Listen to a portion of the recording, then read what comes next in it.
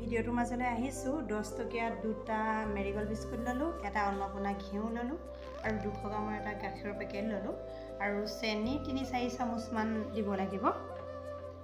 এতিয়া ভিডিঅ'টো আৰম্ভ হৈ গৈছে। এতিয়া অকণমান কুহুমীয়া পানী দিব লাগিব চেনিখিনিত।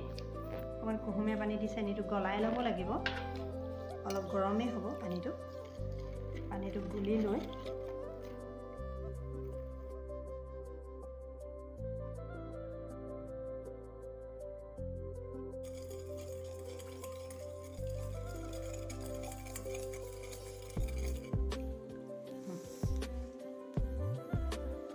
নেক্সট আমি গাখীৰখিনি পাউডাৰ গাখীৰখিনি ইয়াতে ঢালি দিম।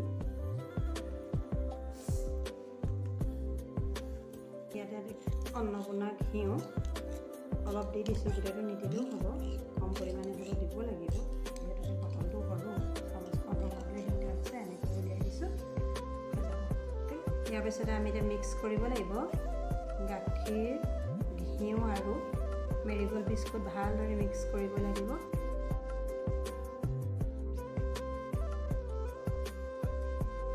এতিয়া গাখীৰ, ঘিউ আৰু মেৰিগ'ল্ড বিস্কুটখিনি সম্পূৰ্ণ মিক্স কৰা হৈ গৈছে। এতিয়া চেনি পানীখিনি দি আমি মঠিব লাগিব। ইয়াতে চেনি পানীখিনি গুলি দিয়া হৈছে, লাহেকৈ মঠিব লাগিব।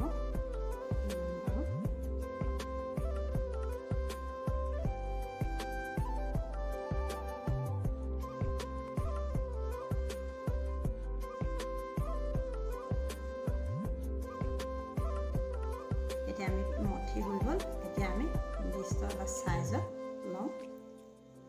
বস্তুটো ল'লোঁ, এটা শ্বেপ দিলোঁ, গোল কৰিলোঁ। প্ৰথমতে গোল কৰি অকণমান শ্বেপ দি এটা এইটো হৈ গ'ল, ৰাখি গ'লোঁ।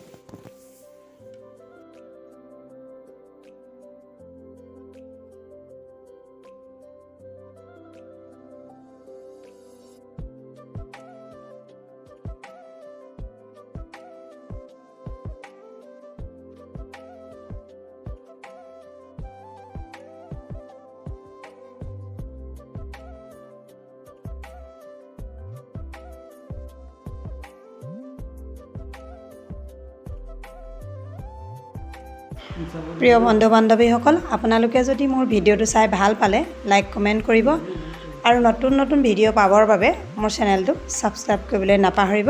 আজিলৈ ইমানেই।